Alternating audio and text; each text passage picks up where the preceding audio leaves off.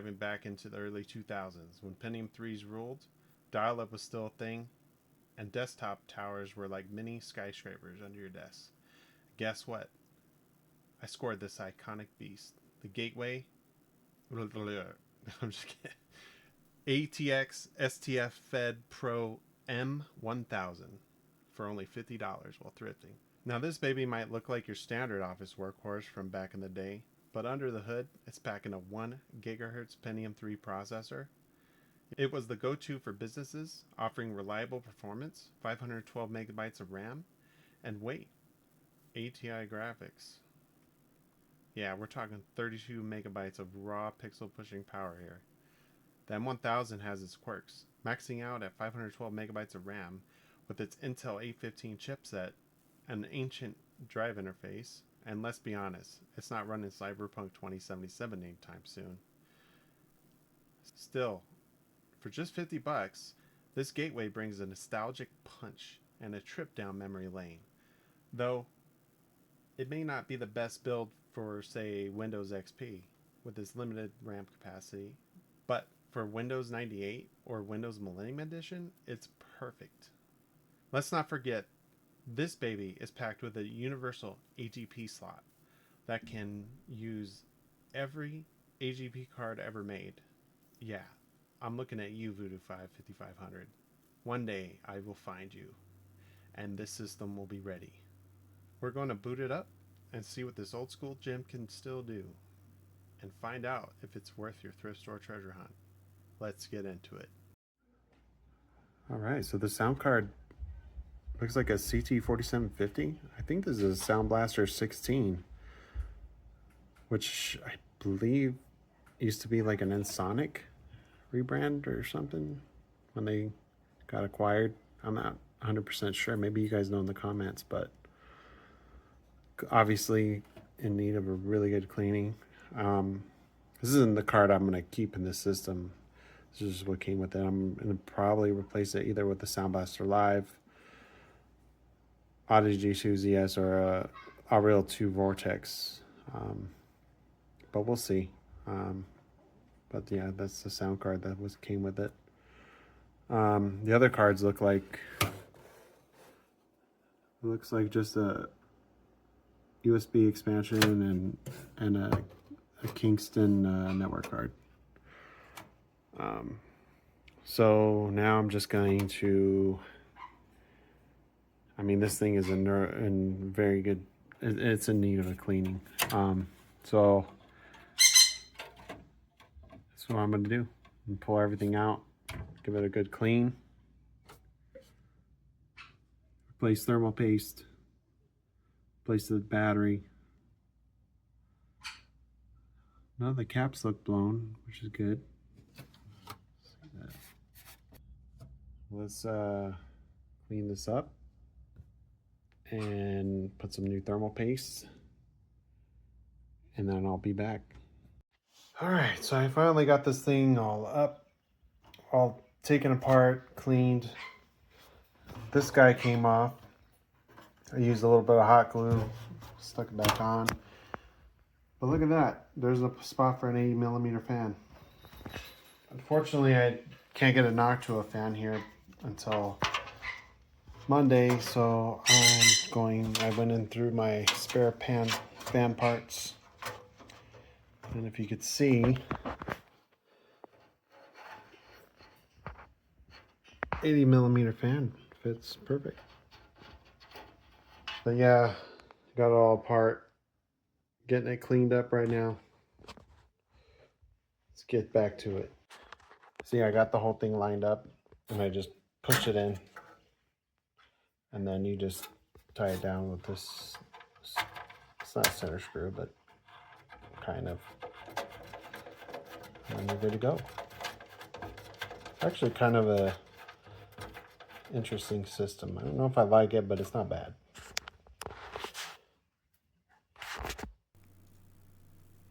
What do we have here? We're going to use Arctic Silver thermal remover compound. I've used this for probably over 20 years, and it works really well.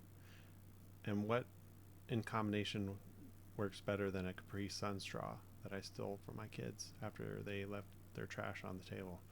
I'm not kidding. This thing works amazing at getting thermal paste out of these crevices. I mean, just look for yourself. Proof is in the pudding, as they say, huh? But I don't think you go wrong with using that. And of course, we got to use the thermal purifier. Get it polished up. This may be my original set of this stuff from 20 years ago. And of course, I'm old school. Use that coffee filter.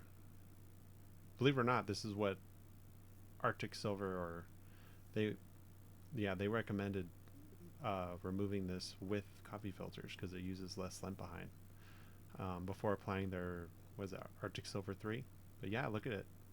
We got a nice shiny Pentium 3 1 gigahertz ready for new thermal compound, which I'm going to put way too much, by the way, and use all copper heatsink because, yeah, I mean, why not?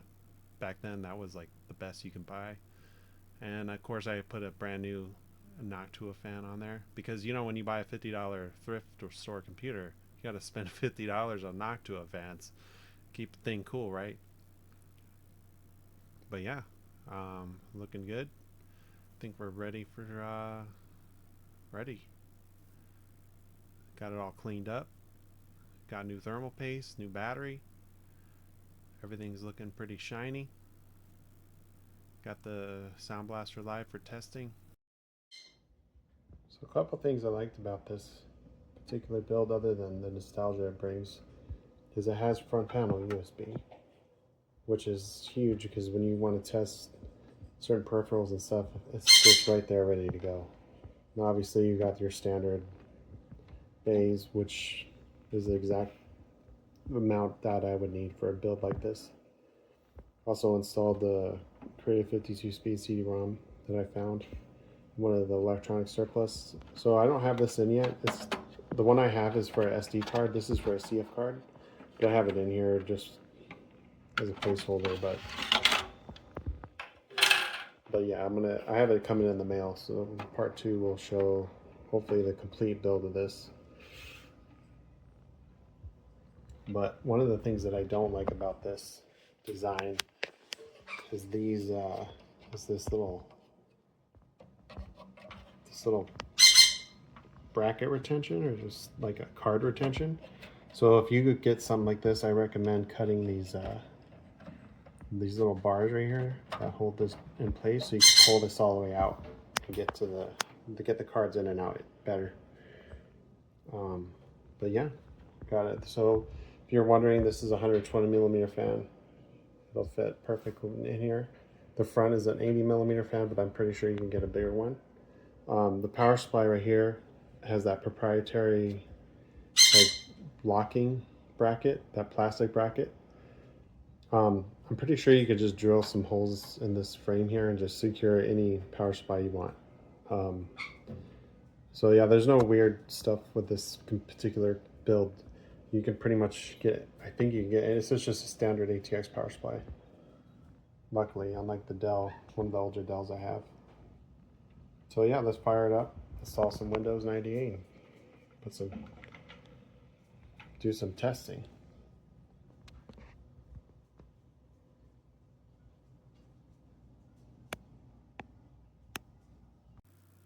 So I went ahead and installed Windows 98 already. I got all the drivers installed. And I'm at the point now where I just need to test some of the parts. Like I wasn't able to test the CD-ROM drive yet. So the first thing we're going to do is install the most important piece of software on the system is the Marine Aquarium screensaver I found at a thrift store for 50 cents. And I could not believe it because this screensaver I wanted so bad when I was back in the late 90s, early 2000s, because having a 3D screensaver, I mean, you couldn't, it was just a different era back then. Like a 3D screensaver with a fish, like an aquarium, was an amazing thing. And having a physical copy of it now is pretty awesome. So we're going to go ahead and get this installed. It's going to set it up. It's going to let you guys preview it. Next time when I have this going, I'll have the audio so you can hear. There's some audio with it too, I believe. Yeah, and I appreciate you guys' time and appreciate you watching. The rest of this video is just going to be benchmarks. It's going to be a 3D Mark 99 running 800 by 600 and 1024 by 768 32-bit color. Also, it goes through all the settings. I have Everest. I open it up and I go through all the different settings so you can see all that information if you're interested or if you want to know. And I think this build is going to be absolutely perfect for what I need it to be, and it's going to be my main machine to play a lot of the thrift store finds on it without without any performance bottlenecks, because I obviously wanted to play like I would if I had like enough money to buy like a dream machine back then. So sit back, relax, watch some benchmarks, and I hope to see you next time. Thank you for watching. Also, the music I'm going to be playing right now is Carl Casey with White Bat Audio. He allows you to use any of his music as long as you give him credit, and I highly recommend you checking out his music. It's awesome, and you can use it if you're a YouTube creator and any of your content as long as you give him credit. So yeah, enjoy some amazing music from Carl Casey with White Bat Audio. Until next time.